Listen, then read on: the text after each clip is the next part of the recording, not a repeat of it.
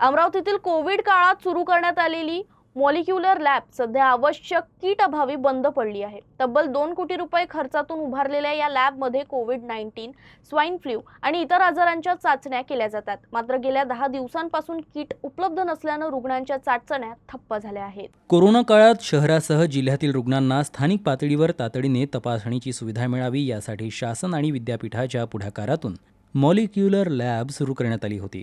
सुमारे 2 कोटी रुपये खर्चून उभारण्यात आलेल्या या प्रयोगशाळेत कोविड-19 सोबतच स्वाइन फ्लू आणि इतर आजारांच्या चाचण्या केल्या जातात। मात्र सध्या आवश्यक किटचा तुटवडा निर्माण झाल्यानं या लॅबमधील चाचण्या गेल्या 10 दिवसांपासून बंद आहेत। विशेष म्हणजे किट उपलब्ध करून देण्यासाठी प्रयोगशाळेचे नोडल अधिकारी प्रशांत ठाकरे यांनी शल्यचिकित्सकांकडे लेखी मागणी केली आहे। 24 जुलै रोजी किटसाठी पत्र देण्यात आले। त्यानंतर 29 जुलै आणि 13 ऑगस्ट रोजी स्मरणपत्रेही देण्यात आली। मात्र वारंवार पाठपुरावा करूनही अद्याप आवश्यक किट उपलब्ध झाली नसल्यानं लाखो रुपयांची उपकरणे असलेली प्रयोगशाळा असूनही रुग्णांच्या चाचण्या ठप्प आहेत। आपण ज्या चाचण्या करत असतो त्याकरिता ज्या किट्स लागतात त्या किट्स आता आपल्याकडे उपलब्ध नाही आहेत। त्याच्यामुळे ह्या चाचण्या बंद आहेत। आपण या ठिकाणी कोविडच्या चाचण्या करतो, त्याच्यानंतर स्वाइन फ्लूच्या चाचण्या करतो व रेस्पिरेटरी सिनेटिकल व्हायरस व इतर काही व्हायरसेसच्या चाचण्या आपण या ठिकाणी करत असतो।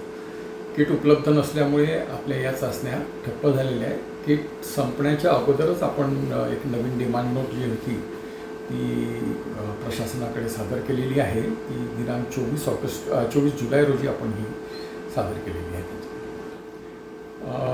डिपेंड करतं, जसं किडनी ट्रान्सप्लांट असेल तर 2 चाचण्या होतात। जर पेशंट सिरियस असेल किंवा काही असेल तर एखादी चाचणी येते। स्वाइन फ्लूची असेल तर एखादी चाचणी 1-2 चाचण्या होत असतात। साधारणतः आपल्याकडे 6 तारखेला 4 चाचण्या झालेल्या आहेत, ज्याच्यामध्ये 2 सेट्स किडनी ट्रान्सप्लांटचे होते 6 ऑगस्ट रोजी। त्याच्यानंतर आपल्याकडे एकही चाचणी अजूनपर्यंत झालेली नाही।